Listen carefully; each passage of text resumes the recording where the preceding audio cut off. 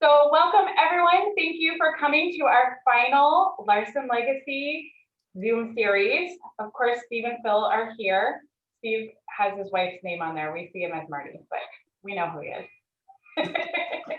Before we get started, there's more of you today, which is very exciting, but we want to make sure that we can hear from everyone. If you have questions for Steve, so if you are able to use the chat feature in the Zoom, you can, anytime you have a question, you can go ahead and send that through the chat.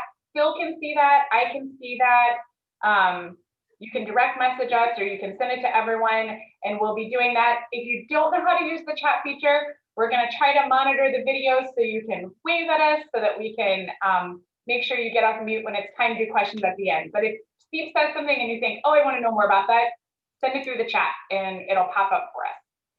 So on that note, I didn't introduce myself formally. If I have not met you, I'm Margot Stedman. I'm the Education and Community Engagement Director here. And of course, we're joined by our lovely host, Phil Davidson and Steve. So I'm going to turn it over to you, Phil, and we'll get started. Thanks for being here. Thank you, Margot, and welcome everyone. It's a real honor to again host, and this is the final segment of the Legacy of Steven Larsen series. And it's really great to see everybody that's here today. Wow, what a large crowd. This is terrific. And we will, that question period will be after we get through with our questions now. So, but feel free, as Margot said, to, if you think of something, put it in the chat and we will monitor it. Well, Steve, we've talked about the early years and we've talked about the musicians and the concerts. So now let's look at the future. What do you think the priority is for the new RSO music director?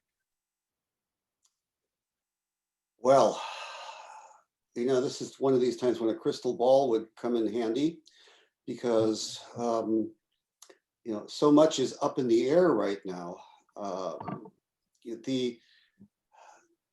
I think, first of all, I would say that whoever takes over the leadership of the orchestra is going to be inheriting a good product. This is a very good orchestra. It's on a very sound financial basis. Its leadership is good. Its board is good. We have a foundation to support the orchestra. These are wonderful things. The new music director is going to have to, first of all, establish trust in the community as the figurehead, as the person that's most visible is going to be leading the orchestra. Trust in programming, trust in leadership, trust in decisions. You know, it's a lot of it is in how you present yourself and present things. When I started in 1991, well, in about 1992, I had some people telling me, "Oh, Mr. Larsen, I'm so glad you don't do any of that awful contemporary music like your predecessor did." And I found that to be really interesting because in 2 years, we did more 20th century, and it was of course 20th century at that time, we did more 20th century music than my predecessor did in 5 years. But it was done in such a way that it wasn't presented as if this is castor oil, it's good for you, drink it. I don't care if it doesn't taste good. It was a way of presenting it. And so that if you establish a personal relationship, a rapport with your audience, your decisions become a lot easier. Go ahead. No, go right ahead. Okay. Beyond that, you know, the future is,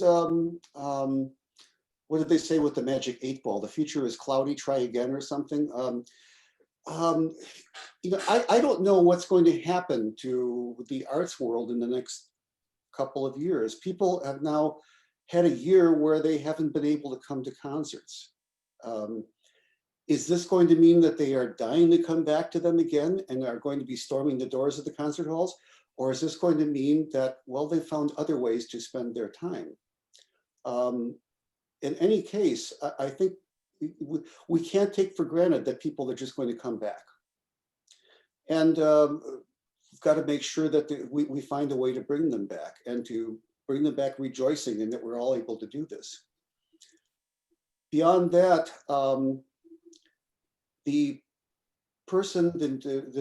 new music director is going to be facing the issue of the future of Rockford. And our community is probably not going to grow in numbers at this point.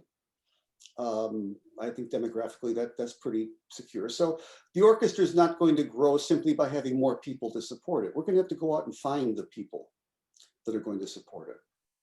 And that's going to mean creativity, creative programming, outreach, some really innovative approaches to audience building. And I don't know what the answers are to that. I don't know the best way to go. It's one of the reasons I'm leaving. I'm of a generation that is not terribly comfortable with social media, for instance. I don't do Facebook. And so I think that a new music director is going to have to be very fluent in all those different media in order to reach people. Well, my next question, I was going to say, get out your crystal ball, but I think it's already out. And the question was going to be, what do you see in RSO's future? And then the next question was, do you have any predictions about the future of classical music? So let's put them together and maybe you can expand a little bit. The RSO is going to have to figure out what it does well and figure out how to do it better and to figure out new things to do well. Like I said, I don't think we're going to expand. Our budget is about 1.3, 1.4 million, whatever it is now. In 10 years, it's not going to be 2.5 million unless there's a lot of inflation involved. We are in a community that's not going to grow appreciably. That being said, there is a lot of room for growth, I think, if we can find the people that we haven't reached yet. We have, as we all know, our community doesn't have a very high percentage of college graduates. It doesn't mean that we have an abundance of stupid people. They're all very smart people out there. They just haven't had the college education. And frankly, even people who have college education sometimes haven't had the exposure to the humanities and the arts that maybe people did 30, 40 years ago. So we have to find a way to reach those people. And we know that we can because anecdotally, we know that we can. We've done this. We are the strongest arts organization in Rockford. And that's a very good thing, except that it means that the other arts organizations are not, they're not weaker than Rockford or less well organized or less strong financially than the Rockford Symphony because they lack merit, because they're not good. It's because they just don't have the support that we do. Now that's a good thing and that's a bad thing. It means that in terms of growing, we can't be feeding off of the energy of the other organizations. We've got to create it ourselves. And it's doable, but it's a bit of a challenge. Yeah, I don't know what the economic climate is going to look like in 5 years or 10 years. Certainly Rockford's economic outlook, I think, is better than it has been in, well, quite a long time. The high tech, the aerospace industries that are doing business here, there's a lot of them. Now, the days of large corporations with headquarters in the cities giving substantial financial contribution to the orchestra are gone. Not just here, but that's pretty much the case everywhere. So we have to find a way, continue to find ways to get support from individuals, from smaller businesses, and I think that that's possible. Now, what was the other question you asked? I got off on that. What about the future of classical music? That is, I continue to think that there is there is a good future out there. I just don't know exactly what it's going to look like.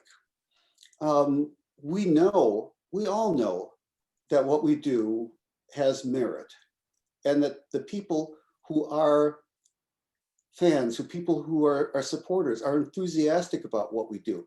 And we know that music, classical music, symphonic music, live performed music, has this unique way of touching people and creating enthusiasm that you just don't get by watching YouTube clips. The high wire act of watching an ensemble perform live, wondering how it's going to turn out. There's that excitement. The thing is that we've got to figure out more ways to transmit that excitement and bring people in to experience it. I'm just amazed that at this 2021, there are still people that I run into who are intimidated by the idea of going to the theater and listening to a concert.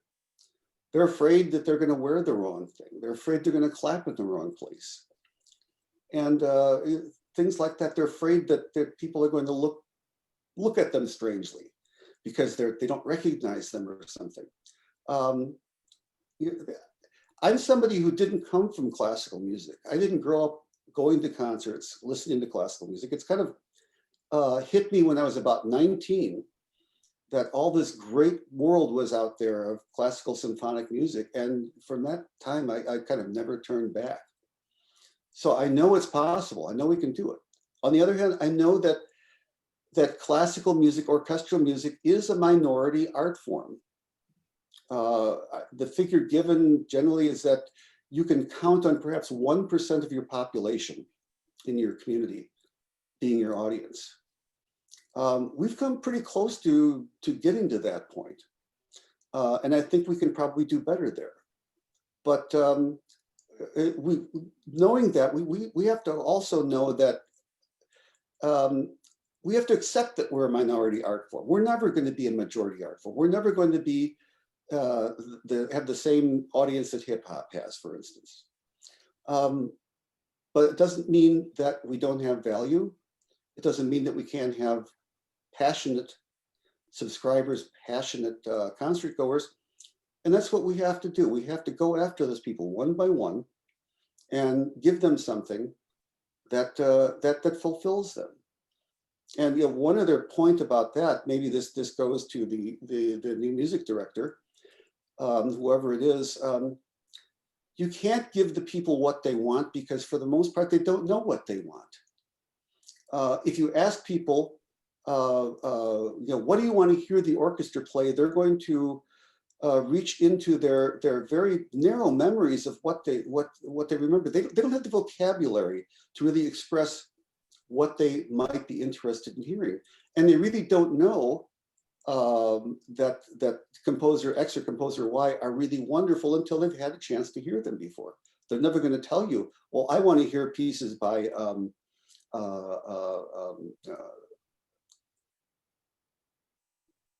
Sammartini or something like that, or Hummel. They're never going to say that until they hear something by them and say, oh, I like that. So we've got to, as conductors, we have to give them music that they're going to love, not music that they want, because they don't know what they want at this point. Has COVID done long-term damage to orchestras, do you think? We'll find out. The damage that has been, I think orchestras are going to make it just simply because in the last year, their major source of expense, concerts, have not been happening.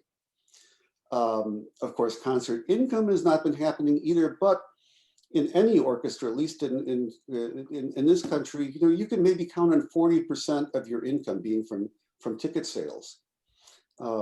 If you're really, really lucky, you can get up to 50%, but the rest of it's going to have to be from contributions. So the orchestras that have been sidelined, like us this year, we haven't been paying a lot in terms of musician salaries either. The bad thing is that a lot of musicians, I think, have left the field. They have decided that, I'm not making a living at this. I don't know whether this is going to be back to normal in a year or not. I can't wait any longer. I have to find another job. And I guess what was the percentage? I think a third of the orchestras of the Met, of the musicians of the Met, have left and have found other employment somewhere else, and they're not coming back. That being said, there are a lot of musicians out there. There are more musicians than we could ever give jobs to. So I think it's going to, the orchestras are going to spring back. It's going to take a little while. And they're going to have to probably downscale their operations for a couple of years till things get back. But unless the unknown quantity here is, will the concert world look the same in a year or two as it did before this? What unknown is going to come in that's going to change this? I don't know. What good, if any, has come from the lockdown experience for orchestras?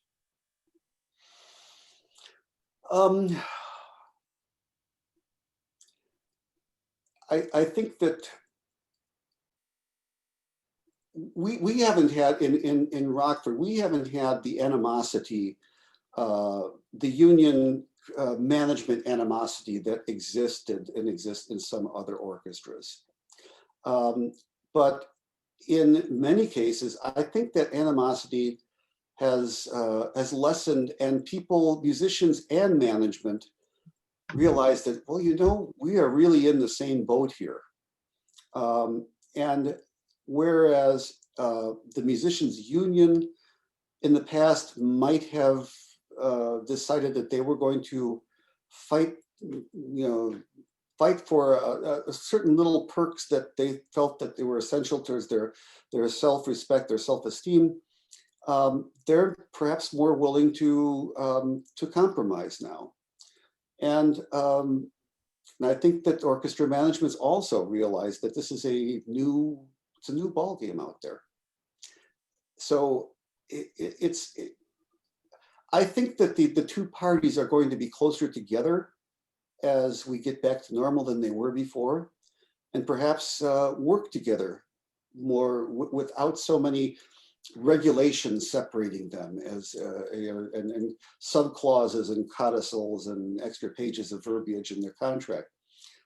Realize that this is more vital than just filling up a document, a contract with verbiage protecting one party or the other. Let's reflect a little bit here. What landmark or award or performance are you most proud of? And maybe there are several. I've thought about that, and there are a few that stand out, and somebody could say, well, what about this and what about that? And I'll probably say, oh yeah, that was great too. I think the first time we did Madame Butterfly by Puccini, it was in the Midway. And of course, that was a semi-stage performance. The orchestra was on stage. The action took place in front of the orchestra. That was a very emotional experience, I think, for a lot of people. Certainly for me, one of the reasons I think may have been that the Chocho-san Karen Notari was the same woman I had done Butterfly with Chicago Opera Theater a few years before that. And so being able to do that again with her was just a very special experience.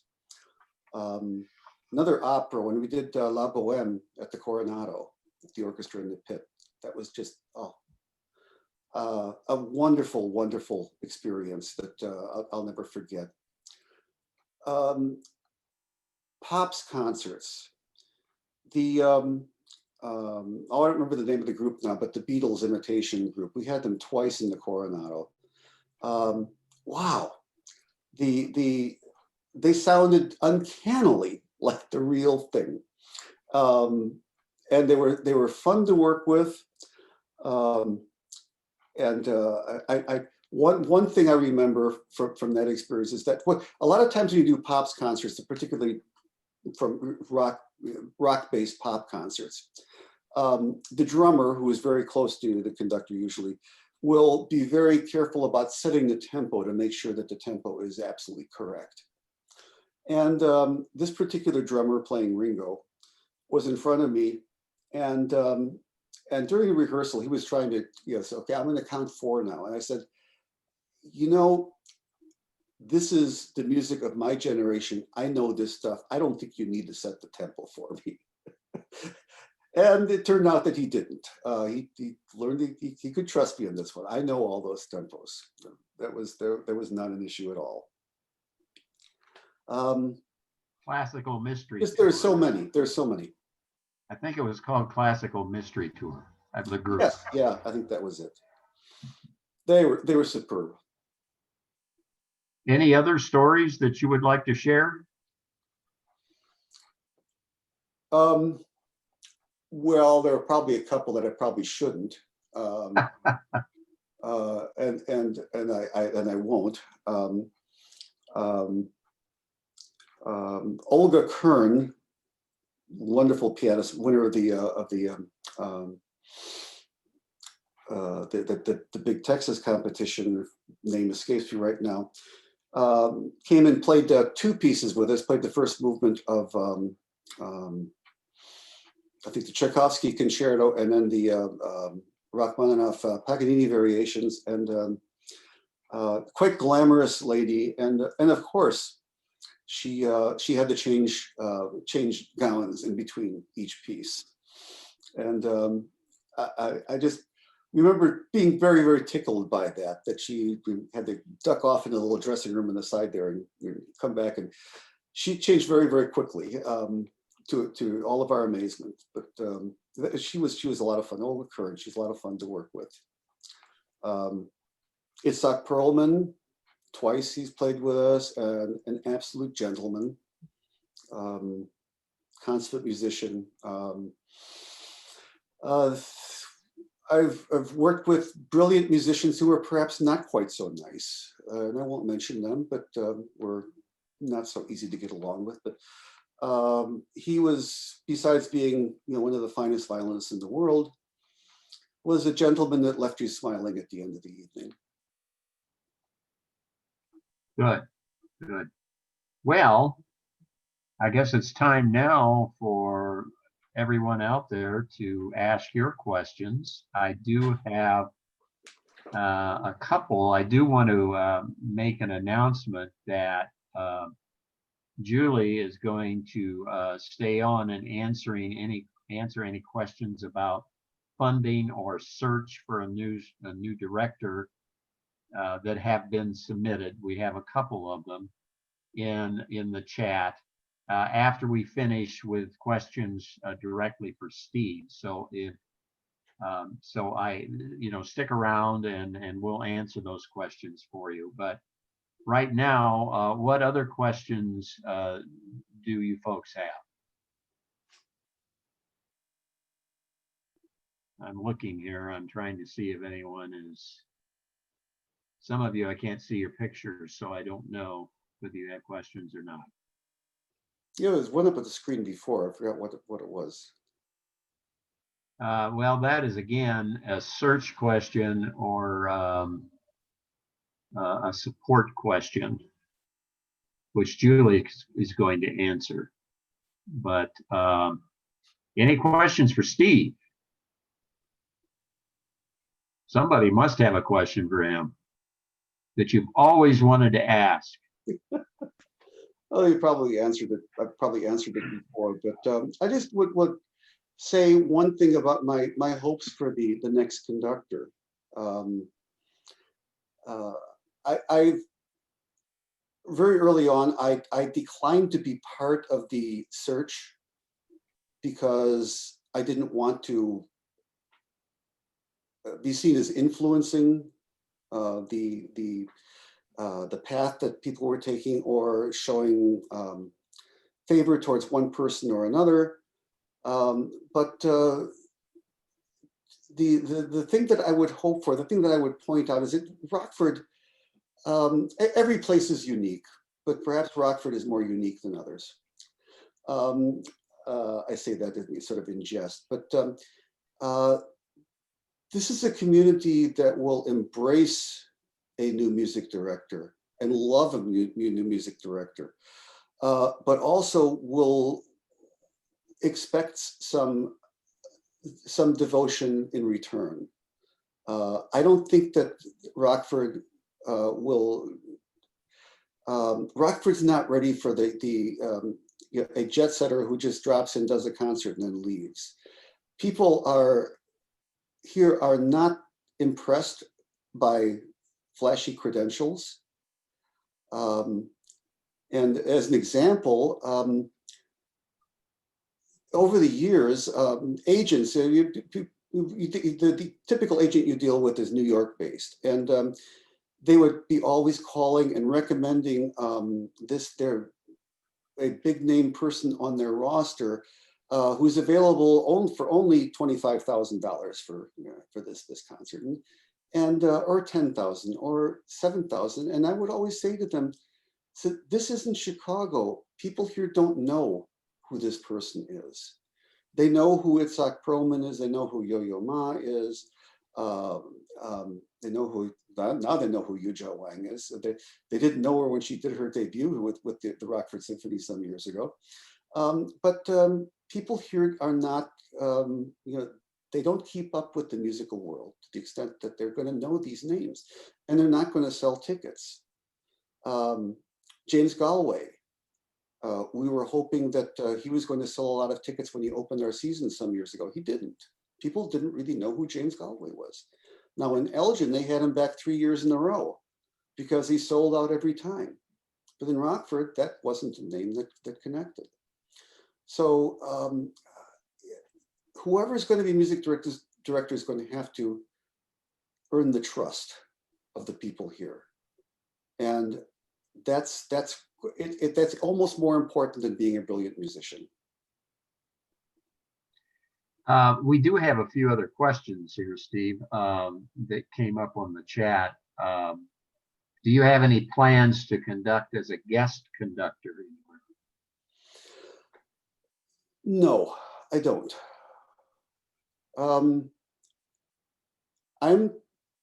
I'll say this, I don't want to close the door on this, but especially this last year of, well, it's not been a full year, it's been almost a full year now of inactivity, has just made me, I've come to grips, I've become comfortable with the fact that I'm not going to conduct anymore. I'm going to move on to the next phase of my life, whatever that might be. Conducting is something like any skill, you've got to keep up on it. You've got to keep up with the score study. And even if you go for a month or two without actually being in front of an orchestra, when you get in front of the orchestra, it takes a little bit of time to get your chops back, to be able to feel the many things on the fly that you have to do as a conductor. And I really believe that not doing that on a regular basis disqualifies me from doing it on a regular basis. Since my accident 2 years ago, it hasn't been any easier to do this. So I think it's time to just symbolically at least, pass the baton to somebody else. And I say symbolically because I don't use one.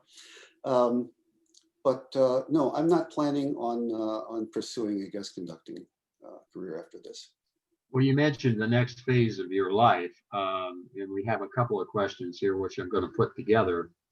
What are you planning to do in retirement? And then this one is looking out further ahead. What do you see yourself doing 2 to 5 years from now? Hopefully a lot of travel. Marty and I both love to travel. And especially with my new interest in wines, there are so many places I want to go and explore winemaking in France, in Italy, in South Africa, Argentina, Chile, as well as, my goodness, just to get back out to California and Napa Valley, Sonoma Valley, and go to those places. Travel I hope is going to be a very important part of our lives. I don't know. I think this is probably a question for Julie. Well, I'll answer it and save her the trouble. Any plans to bring back kinder concerts? Oh, yes. But we don't know at this point.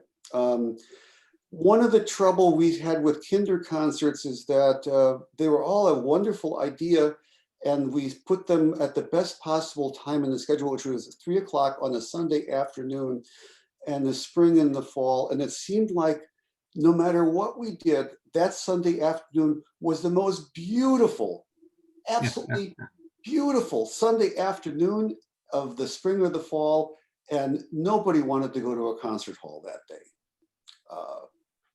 Fighting Mother Nature in sort of a strange kind of a way. I hope that kinder concerts will come back.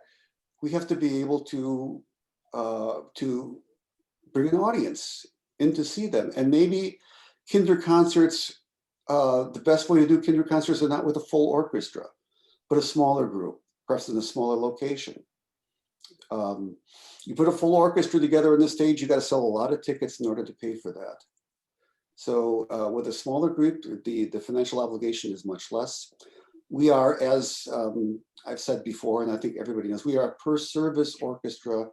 We don't contract our players for their time. So we can't just say, we're adding a concert to your schedule and you're getting paid for it anyway because that's what you're salaried for.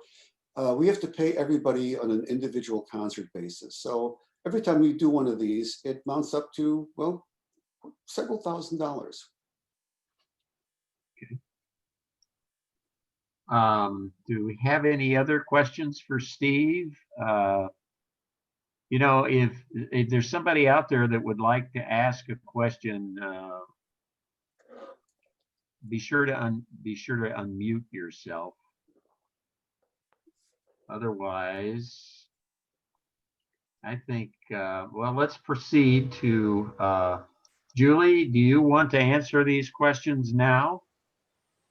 Sure, I'm happy to. Thank you all for being here, for sure. A couple things. First of all, Steve's time with us is not over yet. We do still have a couple virtual concerts that we are working on, and we are optimistic that we will be back at the Coronado while Steve is still with us. So let's not send him off into the wind quite yet. But yeah, we've got plans, and we are certainly hoping that when it is safe to do so, we will all gather together again, ideally at the Coronado Theater. But we will be making some announcements soon regarding some more virtual content that we'll be putting up on the Comma digital stage. So keep an eye out for that. But certainly we have more music to share with you, and Steve has more music to share. But a couple questions that I saw that came up in the chat, and I'll start with Lloyd's question regarding funding. Through different federal programs with the CARES Act, and then the most recently approved act that was part of the budget for 2021, there are resources that have been made available to performing arts organizations into orchestras specifically. So we were fortunate. The Rockford Symphony was able to take advantage of a fully forgivable paycheck protection program loan that allowed us to pay our musicians for some of the canceled concerts last spring, which I know that they were very grateful for as well. There was also some funding that was funneled through the state and through some local channels as well, through business interruption grants and another thing through the Community Foundation that gave us some additional resources to be able to put on some of this virtual content that we are doing. So we've been really appreciative of that. We will, Margot and I specifically spend a lot of time looking at what grants are available, whether it's from private funding, from corporate funding, or from government sources through the National Endowment for the Arts, the Illinois Arts Council agency. But a lot of what we do is look for funding so that we can make sure that as much as possible, we're keeping this organization strong, so that when we can come back with live music, we are fully equipped and a robust organization that can do that. So we also are very thankful to all of the patrons here. I know I recognize many of your names, and I know most of you are very generous and have donated for many, many years to the orchestra. So all of that is what's going to keep the orchestra strong and give us the opportunity to find employment opportunities for our musicians under the umbrella of the Rockford Symphony. So I hope that answers your question a little bit, Lloyd, but the short answer is yes, we have had some opportunities with that.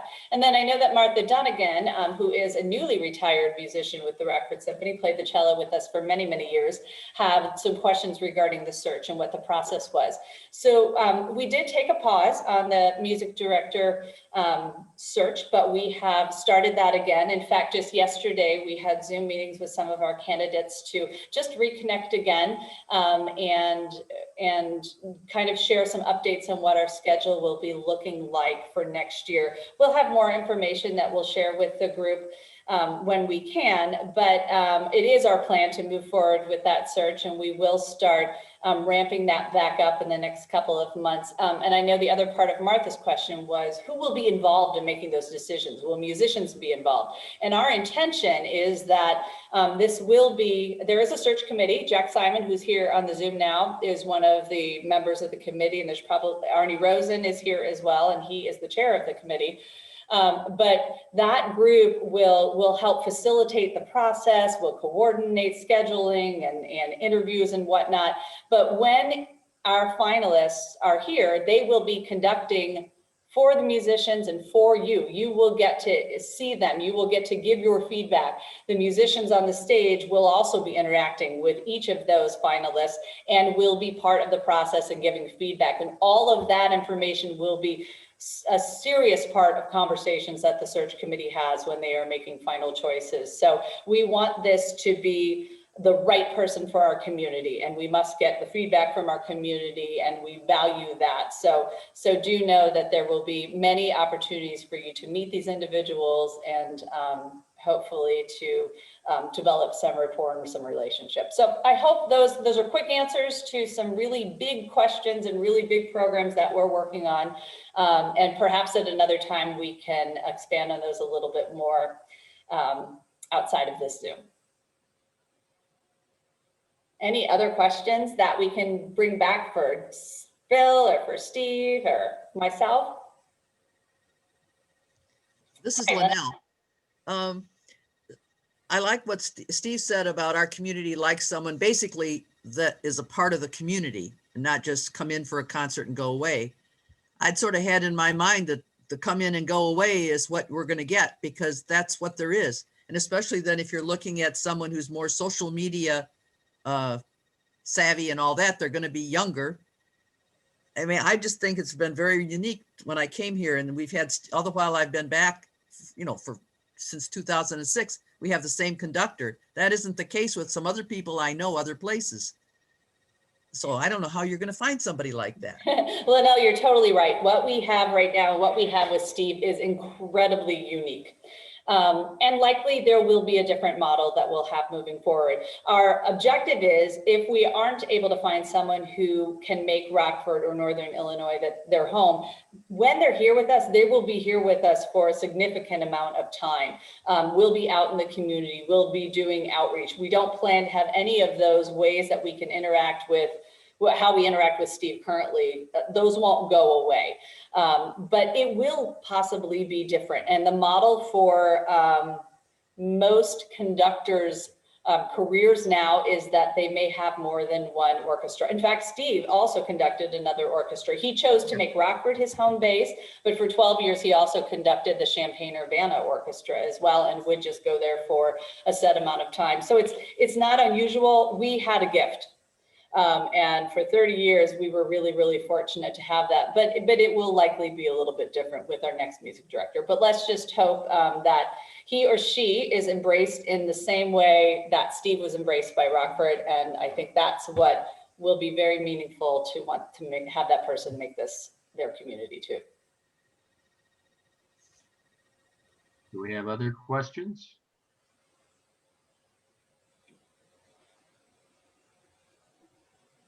All right. Well, I do want to remind everyone that the RSO continues to be in the midst of the Larsen Legacy Campaign, which is a $500,000 fundraising effort, of course, named in honor of Steve and his final season with the RSO. And the funds from the campaign will help RSO weather the storm of COVID-19 and provide a solid foundation for the RSO's next music director. And if you would like to contribute to the campaign, visit the RSO's website at rockfordsymphony.com. And if you've already contributed, thank you very much. And thanks everyone for being with us today in this fourth and final episode of the Legacy series. And I wanted to say to Steve, but I don't see him on here. But it has been a real pleasure and an honor participating in the podcasts with him and in these Zoom events with him. And I know we're going to be staying engaged for a while, and I'll look forward to it. And everyone, please stay safe and healthy. So long.